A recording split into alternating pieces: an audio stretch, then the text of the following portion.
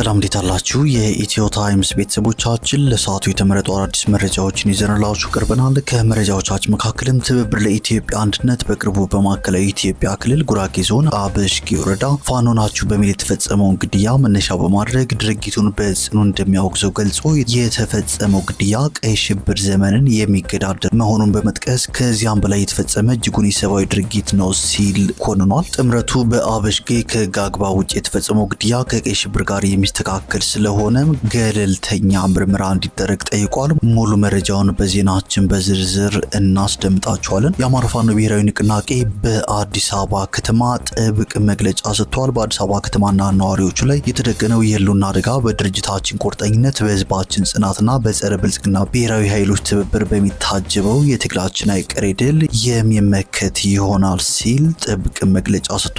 ይህ በእንዲህ እንዳለም የአማራ ብሔራዊ ንቅናቄ በምክክር ጉባኤ የታየው ግድፈት ከተራ የአሰራር ግድፈት ወይም ከመደበኛ የፖለቲካ ልዩነት የዘለለ ነው ሲል የተቃውሞ መግለጫ አውጥቷል። ይህ በእንዲህ እንዳለም የጠቅላይ ሚኒስትሩ የማህበራዊ ጉዳዮች አማካሪ የሆኑት ዲያቆን ዳንኤል ክብረት ወደ ኋላ ከመሄድ ወደፊት መውደቅ ይሻላል የሚል መልእክት አጋርተዋል። ይህን መረጃም በዜናችን በዝርዝር እንመለከተዋለን። የትግራይና የአማራ ክልሎች በሚዋሰኑባቸው የቆቦ አካባቢዎች ዛሬ ማለዳ በኢትዮጵያ የመከላከያ ሰራዊትና በህወሓት ታጣቂዎች መካከል ግጭት ተቀስቅሶ እንደነበር የሚያሳዩ መረጃዎች ተሰምተዋል። በሌላ መረጃ ደግሞ ምጽዋ በካርጎ አውሮፕላኖች ተጨናንቋል የሚል መረጃ ተሰምተዋል። ይህ መረጃም በዜናችን በዝርዝር እንመለከተዋለን። ክቡራትና ክቡራን የኢትዮ ታይምስ ቤተሰቦቻችን እነዚህ ለሰዓቱ የተመረጡ አዳዲስ መረጃዎችን ይዘንላችሁ ቀርበናል። ዝርዝር መረጃዎቻችንን ለማድመጥ ቻናላችንን ሰብስክራይብ በማድረግ የደወል ምልክቷን በመጫንና መረጃውም ለብዙዎች እንዲዳረስ ላይክ በማድረግ እስከ መጨረሻው አብራችሁን ቆዩ።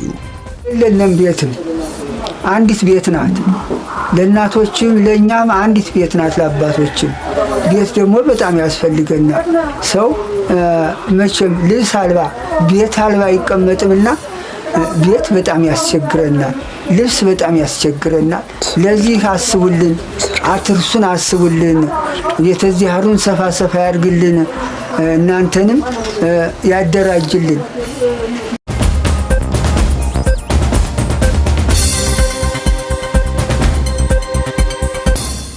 ወደ መጀመሪያው መረጃችን ስናልፍ የአማራ ብሔራዊ ንቅናቄ አብን በምክክር ጉባኤው የታየው ግድፈት ከተራ የአሰራር ግድፈት ወይም ከመደበኛ የፖለቲካ ልዩነት የዘለለ ነው የሚል የተቃውሞ መግለጫ አውጥቷል። ፓርቲው የምክክሩን ተአማኒነት፣ አካታችነት፣ ገለልተኝነትና ፍትሐዊነት ጥያቄ ውስጥ የሚያስገቡ ተደጋጋሚና የተደራጁ ጥፋቶች ተፈጽመዋል በማለት ማምሻውን ባወጣው መግለጫ ተችቷል። በምክክሩ የአዲስ አበባ ከተማ ህዝብ ድምጽና ፍላጎት በአግባቡ ሳይወከልና እንደ ዋና ባለቤት ሳይቆጠር መታለፉ እጅግ አሳሳቢ ነው ያለው ፓርቲው የከተማው ተወካዮች የአንድን ወገን ያልተገራና ድንበር የለሽ ፍላጎት ለማስፈጸም ሲሉ የነዋሪዎችን መብትና ጥቅም አሳልፈው ሰጥተዋል በማለት ተወቅሷል። ፓርቲው በምክክሩ ላይ የታዩ ጥሰቶች ካልታረሙ ለውጤቱ ፈጽሞ እውቅና እንደማይሰጥና እንደማይተባበርም አስታውቋል። ይህ በእንዲህ እንዳለም የጠቅላይ ሚኒስትሩ የማህበራዊ ጉዳዮች አማካሪ የሆኑት ዲያቆን ዳንኤል ክብረት ወደ ኋላ ከመሄድ ወደፊት መውደቅ ይሻላል የሚል መልእክት በማህበራዊ ትስስር ገጻቸው አጋርተዋል። ዲያቆን ዳንኤል በመልእክታቸው በማስከተልም ወደፊት መውደቅ ወደ ዓላማ ለመድረስ መንገድ ይቀንሳል፣ ወደ ኋላ መሄድ ግን ከዓላማ ያርቃል። ዋናው ወደፊት መሆኑ ነው። እየተከራከሩም እየተጨቃጨቁም እያስፈራሩም እየዘለፉም ዋናው መመካከሩ ነው። እተዋለሁ እወጣለሁ የሚለው መንገድ በኢትዮጵያ ታሪክ አዋጥቶ አያውቅም። አኩራፊ ልጅ መሳውራቱ ነው የሚል ህዝብ ነው በማለትም ዲያቆን ዳንኤል ክብረት መልእክታቸውን በማህበራዊ ትስስር ገጻቸው አጋርተዋል። ይህ በእንዲህ እንዳለም የአማራ ፋኖ ብሔራዊ ንቅናቄ በአዲስ አበባ ጉዳይ የአቋም መግለጫ አውጥቷል። የአማራ ፋኖ ብሔራዊ ንቅናቄ በመግለጫውም በአዲስ አበባ ከተማና ነዋሪዎቿ ላይ የተደቀነው የህልውና አደጋ በድርጅታችን ቁርጠኝነት፣ በህዝባችን ጽናትና በጸረ ብልጽግና ብሔራዊ ኃይሎች ትብብር በሚታጀበው የትግላችን አይቀሬ ድል የሚመከት ይሆናል ሲል ገልጿል። መግለጫው በማስከተልም አገዛዙ አገራዊ ምክክር በሚል ስም በኢትዮጵያ በአዲስ አበባ ከተማ የሚያካሂደው መድረክ የህዝብ ውክልና የሌለበት ተጨማሪ ቀውስ የሚያዋልድና የአገዛዙ የፖለቲካ አሻጥር መሆኑን ከዚህ በፊት ባወጣነው መግለጫ አቋም መውሰዳችን ይታወቃል በማለት የአማራ ፋኖ ብሔራዊ ንቅናቄ ገልጿል። ገልጿል። መግለጫው በማስከተልም አገዛዙና አጋሮቹ ይህንን ከጥፋት መንገዳቸው እንዲመለሱ ያቀረብንላቸውን ጥሪ በመተው በምክክር ስም የከተሞችንና አካባቢዎቻቸውን የታሪክ፣ የዲሞግራፊ፣ መልክዓ ምድራዊና የይዞታ ቅርጻቸውን ለማዛባትና በተለይም ነባር የአዲስ አበባ ከተማ ነዋሪዎችንና የአማራን ሕዝብ ህልውና አደጋ ላይ ለመጣል የጥፋት መንገድ ላይ መሆናቸውን ተገንዝበናል ሲል የአማራ ፋኖ ብሔራዊ ንቅናቄ ገልጿል። መግለጫው በማስከተልም አገዛዙ አገራዊ ምክክር በሚል የፖለቲካ ሽፋን በከተማዋ ላይ የሚያካሂደው ሴራና ሻጥር የከተማዋን ነባር ነዋሪዎች መብት የሚጥስ የሁሉም ኢትዮጵያውያን የጋራ መኖሪያነቷን የሚክድና ታሪካዊ እውነታውን ለማዛባት የተሸበረና የአንድ ቡድን የበላይነትን በህዝባችን ላይ በኃይል ለመጫን ያለመ በመሆኑ ይህንን ድርጊት መላው የአዲስ አበባ ከተማ ነዋሪዎችን ጨምሮ ኢትዮጵያውያን ድርጊቱን እንዲያወግዙት፣ እንዲቃወሙትና እንዲታገሉትም በድርጅታችን የአማራ ፋኖ ብሔራዊ ንቅናቄ ስም ጥሪ እናቀርባለን በማለትም የአማራ ፋኖ ብሔራዊ ንቅናቄ የተቃውሞ መግለጫ አውጥቷል።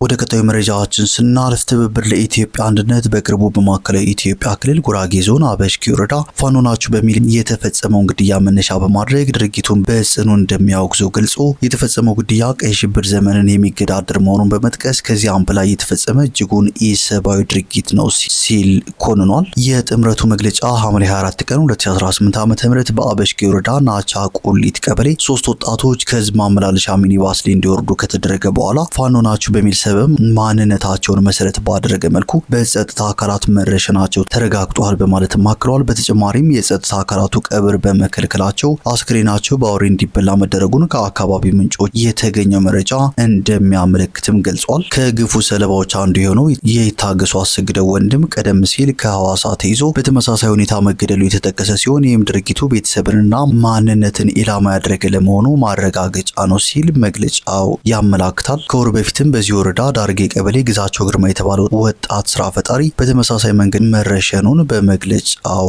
አስታውሷል። ትብብሩ በመግለጫው ህዝቡ የንጹሃንን ግድያ ለማውገዝ ማክሰኞ ነሐሴ 12 ቀን 2018 ዓ.ም የንጹሃን የግፍ ግድያ ይብቃ በሚሉ መሪ ቃላት የአንድ ቀን የማህበራዊ ሚዲያ ዘመቻ በማድረግ ድምጹን ለዓለም አቀፉ ማህበረሰብ መሰማት አለበት ሲል ጥሪ አቅርቧል። አክሎም ከህግ ውጪ ግድያ የፈጸሙና ትዕዛዝ የሰጡ አካላት በሙሉ ለፍትህ አደባባይ እንዲቀርቡ ህዝቡ ድምጹን እንዲያሰማም ትብብሩ ጠይቋል። ፋኖ ናችሁ በሚል ድርጊቱን የፈጸሙ አካላት የሚያወጧቸው መግለጫዎች እንዲቆሙና በጉዳዩ ላይ አፋጣኝ ገለልተኛና ግልጽ ምርመራ እንዲደረግም አሳስቧል። የክልሉ ሰላምና ጸጥታ ቢሮ በሽፍቶች ላይ በወሰድነው እርምጃ የመንግስትና የክልሉ መልካም ገጽታ ለማጠልሸት የሐሰት መረጃ እየተሰራጨበት እንደሆነ ገልጾ ቢሮው የመንግስትን የሰላም ጥሪ አንቀበልም ባሉና በህዝብ ላይ ጉዳት ለማድረስ ሲሞክሩ እርምጃ እንደተወሰደባቸው መግለጹንም አስታውቋል።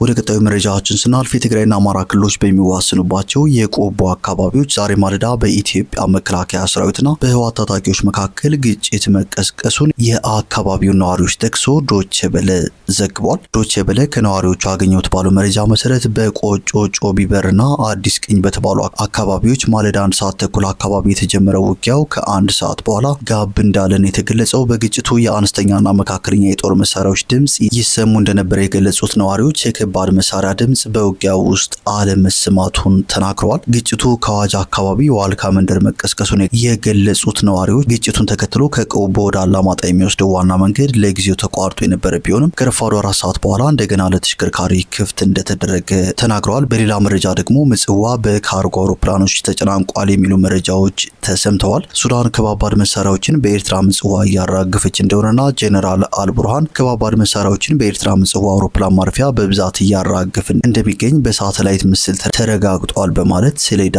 ዘግቧል። ከሱዳን ተነስቶ በምጽዋ አውሮፕላን ማረፊያ ያረፉ በርካታ የጭነት አውሮፕላኖች ከባባድ መሳሪያዎችን፣ ተወንጫፊ ሚሳኤሎችንና ጥይቶችን እያራገፉ እንደሆኑ የሳተላይት ምስሎች አሳይተዋል ነው የተባለው። ከሱዳን በተጨማሪ ከቤላሩስ እንዲሁም ከኢራን የመጡ የጭነት አውሮፕላኖች ከ2 ቀን በፊት ምጽዋ እንዳረፉ ከሳተላይት ምስሎች ለማየት ተችሏል በማለትም ሰሌዳ ጨምሮ ዘግቧል።